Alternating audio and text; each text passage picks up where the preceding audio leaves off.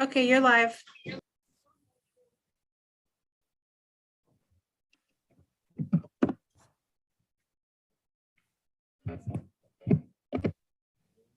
Okay, we're live.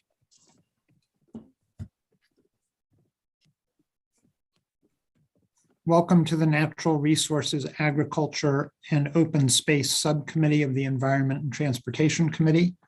It's February 15th, 2022. We are now streaming live. We're still, a couple people are still trying to get in the room.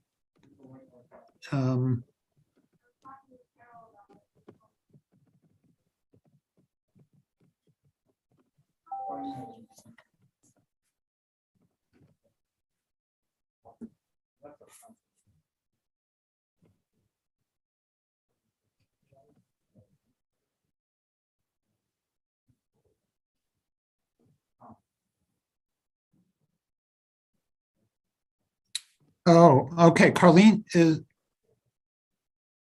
or is it Trish?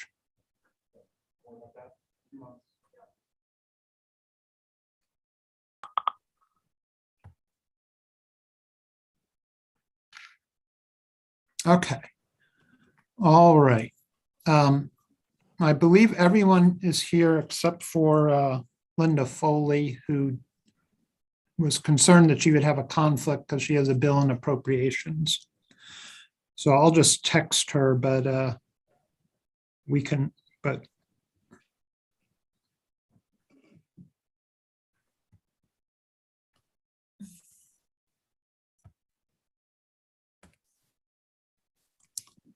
all right, we have 3 bills on the agenda today. One will be discussion only, House Bill 116, the right to engage in equine activities. That'll be discussion only. But we have 2 others. Let's start with House Bill 16. This is unattended dogs, extreme weather conditions. It's very similar to a bill that we passed last year. Is there any conversation about House Bill 16? Are there any amendments to House Bill 16? I didn't receive any to distribute.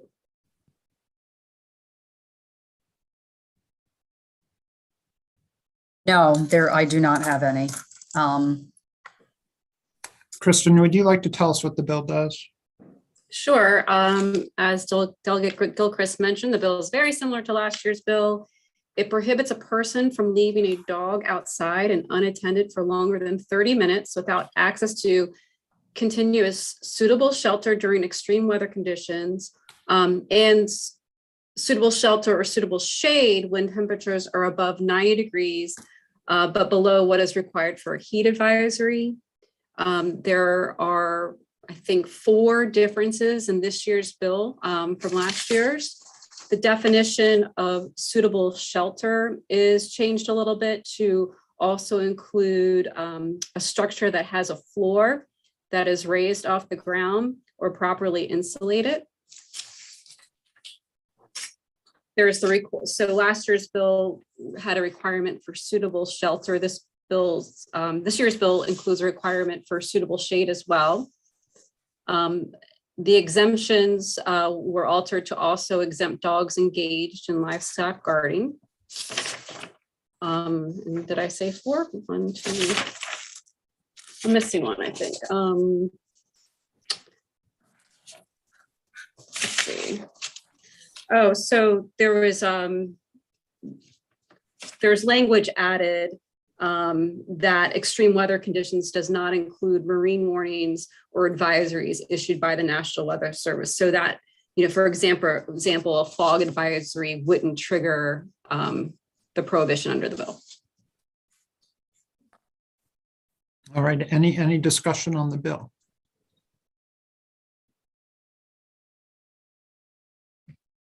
Can I move the bill?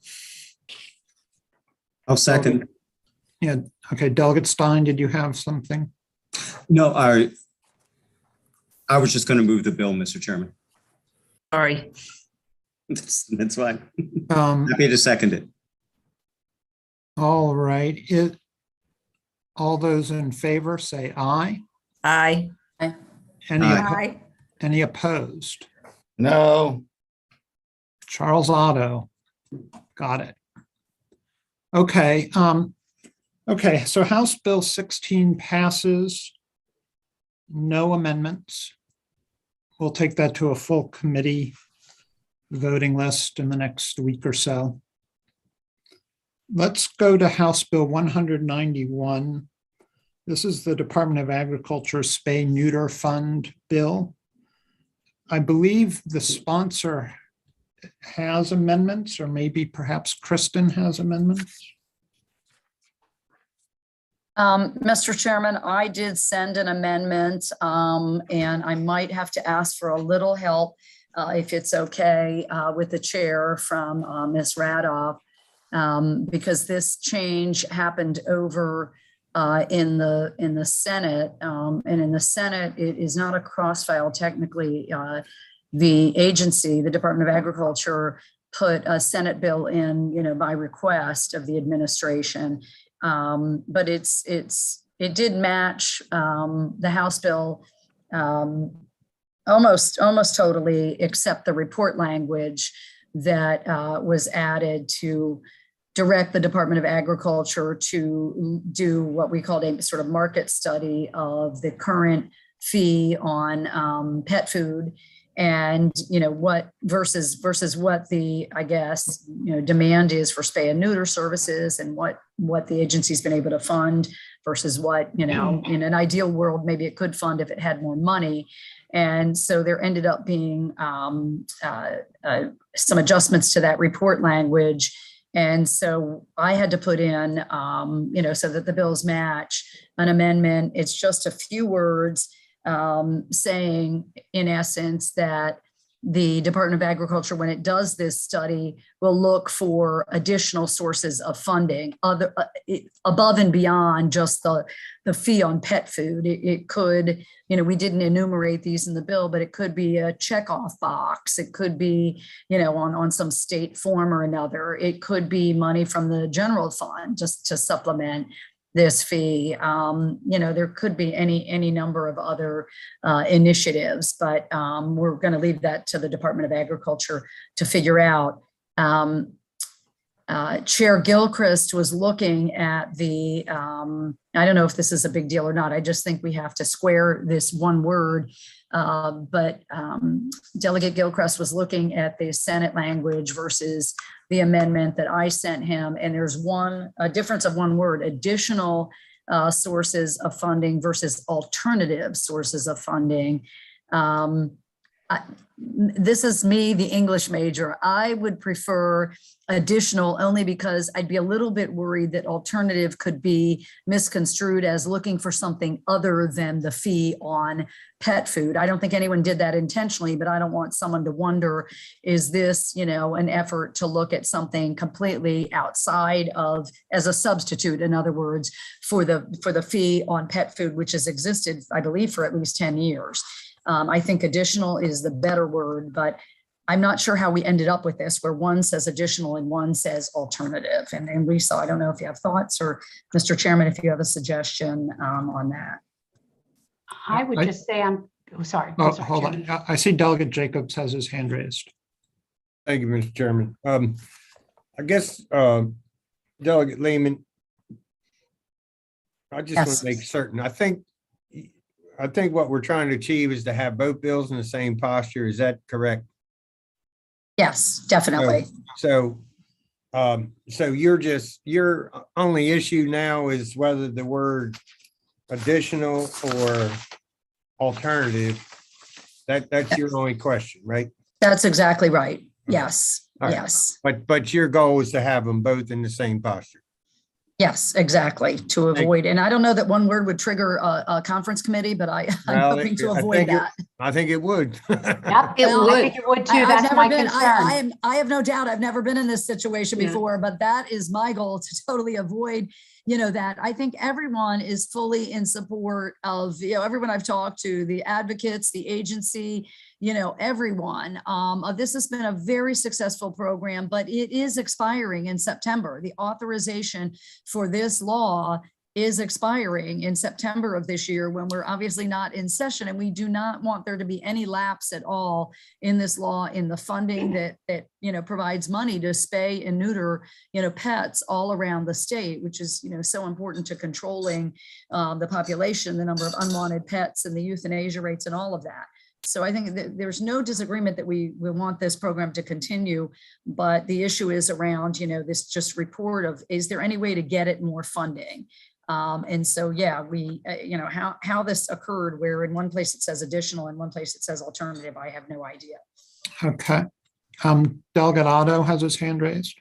Thank you, Mr. Chairman. My thoughts were, I've been supportive of this program, and we worked hard to, the fee has been there for feed for a long time, but we increased it to fund this program. And I was on the task force to do that. And we made agreements, and I'm fully supportive of continuing it. But I was thinking maybe we could move it to the Department of Environment, and it would be run more efficiently, as we have other ideas about that from other members of the committee. So, well, Delegate Otto, I hope you're joking, because hold on. I am not open to that idea right now. So no, thank you. But Okay, hold on, everybody. Charles, was that all, Charles? that's all. Okay, thank you, Charles. Kristen, Delegate Lehman's right. I did look, but very quickly, at what the Senate had done and what the House version might be. Are they as close as it looks? So the bills are as close as they look. The amendment that came in, you're right. For whatever reason, it was drafted in a way that did not mirror the language in the Senate. So I think if your motion is, to conform this bill to the bill that was passed by the Senate, and then you would have that additional sources of revenue language rather than alternative. And, if the subcommittee is comfortable with that, the amendment that went out had that alternative language. And again, I'm not sure why it wasn't exactly as the Senate had adopted, but the Senate bill had come in as a departmental to extend the sunset, and then they adopted reporting language, and their reporting language was almost identical, except for that one additional piece, that additional sources of revenue also be reported on. And it looked to me like the Senate is in fact done with it. They voted 45-0. And so, Yep. So we have their final language. So we're not guessing anymore. No, this is on public record. Mr. Chairman, I'd move to conform the bill to the Senate version and move the bill. I'll second that. All right. Delegate Ruth, did you want to say something? I guess it doesn't matter if we're just conforming to the Senate version. I was just confused about whether the Senate was additional or alternative. I got confused about which was which. The Senate had the language additional. The amendment we Better. today had that alternative language. It was just drafted improperly. Thank you. Lisa Radov, your hand is up. I just wanted to say that that's how committee council had wanted it. So that's how alternative got put in. But I think that with a 45-0 vote on the Senate side to have the bills conform, and it does have all of in the amendment. This is there are 4 numbers in this amendment that I think that there shouldn't be too many problems. I totally understand Delegate Lehman, persnickety with words as an English teacher, but I think that it's close enough that I think it will be fine. Okay. So we have a motion and a second to conform this bill to the Senate version. All those in favor? Aye. Any opposed? Okay. So we sort of did the amendment and the final bill on the same vote. Everybody's fine with that? Yeah. In full committee, we're going to have to, we'll do an amendment and then we'll do the final bill. So there will be 2 votes on the full committee, or no, just on the bill as amended? Well, in subcommittee, we conformed the bill to the Senate version. We did it all in one. In full committee, we'll have the amendment to do that, and then we'll have the vote on the final bill as amended. Okay. So if everyone's fine with that. Thank you. Thank you, everyone. All right, so okay, and we have, this is for discussion, House Bill 116, the right to engage in equine activities. Kristen, would you tell us about this bill, please? The bill establishes findings of the General Assembly relating to equine, the value of equine activities. And then it indicates that the residents of the state have a right to engage in equine activities subject to the regulations and restrictions under the laws of the state. All right, any discussion on House Bill 116? Yes, Mr. I mean, Chairman. it is fairly straightforward. Okay, Delegate Otto? Well, I'm trying to figure out what it does. I mean, what's it promoting or what's it restricting?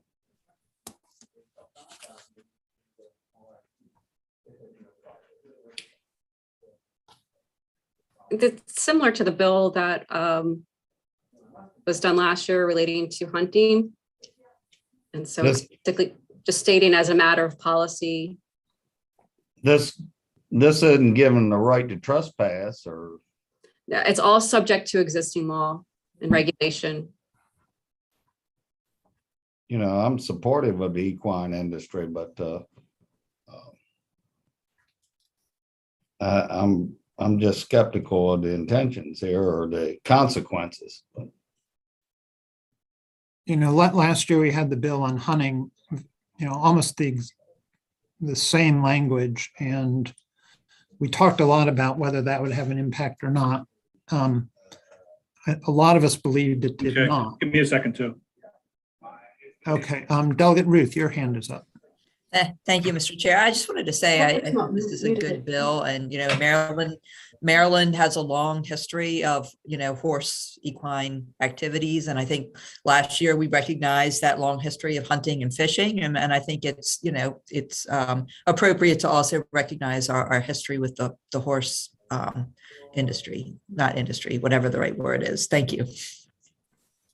This was an amendment that was offered in full committee last year, and we voted it down. And but not to prejudge the issue. It just, you know, last year was a separate bill. So we had a hearing on this bill separately this year. But a lot of the discussion from last year applies to this. And, you know, the bill last year does not have much effect, if you, by my reading anyway, on policy in Maryland. Anybody else?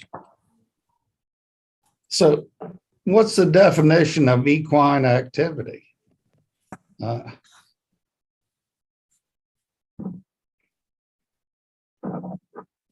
I see often horses that are housed in a half-acre lot that he should have 2 acres to pasture and this, that, and the other. It's sort of like the dogs and the air conditioning and the heat. That concerns me as well. So I don't know, is this defending that activity? Lawful activities. Well, Charles, it says subject to the regulations and restrictions under laws enacted by the General Assembly. So I think it's all defined in there. I don't see a separate definition in the bill.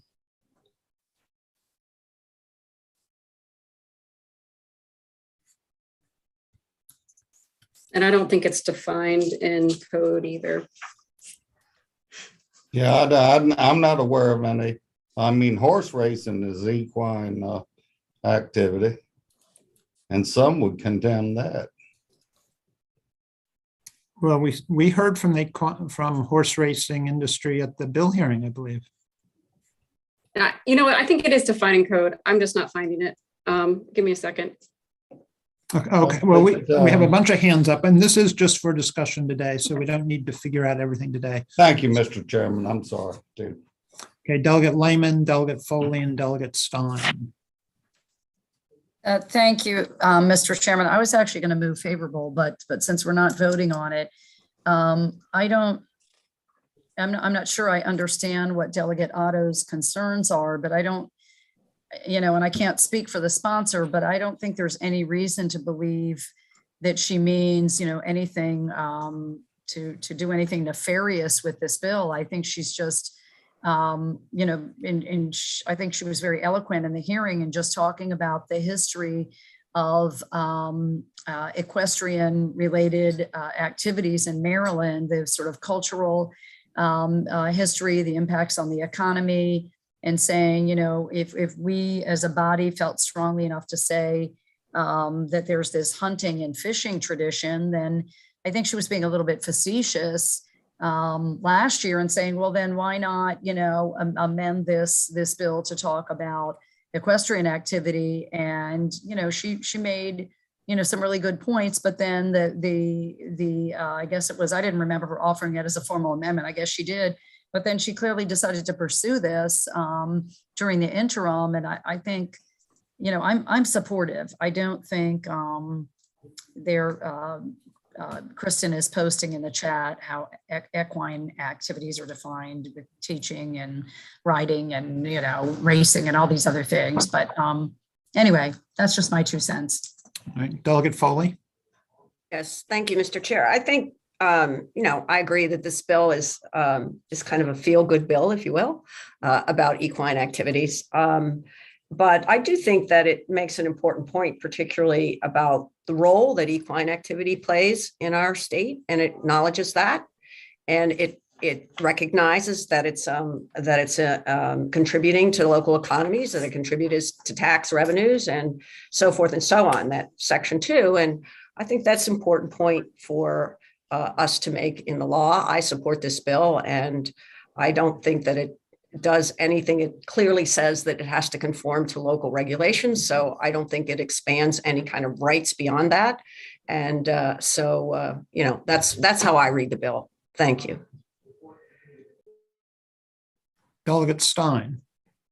Thank you, Mr. Chairman. I guess my first point was made by Kristen that it is per the fiscal node, equine activities are defined in the law. And so, fairly straightforward definition. And I remember last year, I spoke up in favor of the bill dealing with hunting and fishing. And one of the points I made was that this was just an expression of recognition of the key role that hunting and fishing have, and otherwise would have no specific impact. And so I think that's what this bill does as well, recognizes the substantial role that equine activities have in this state, but otherwise wouldn't have any ramifications, this wouldn't on its own act to undermine existing laws or regulations, because, that's what the bill says. It's not its intent to do so. So I think it's a fine bill. Delegate Lehman, your hand is up. Oh, I'm sorry. No, Okay. sorry about that. Well, thank you all. We handled the agenda in pretty good order here today. We did it in less than half an hour. So we passed 2 bills to the full committee, 1 amended, 1 straight favorable. And this concludes the first meeting of the Natural Resources, Ag and Natural Resources Subcommittee. Have a good day, everybody. Thank you. Have a good day. Thanks. Bye. Bye.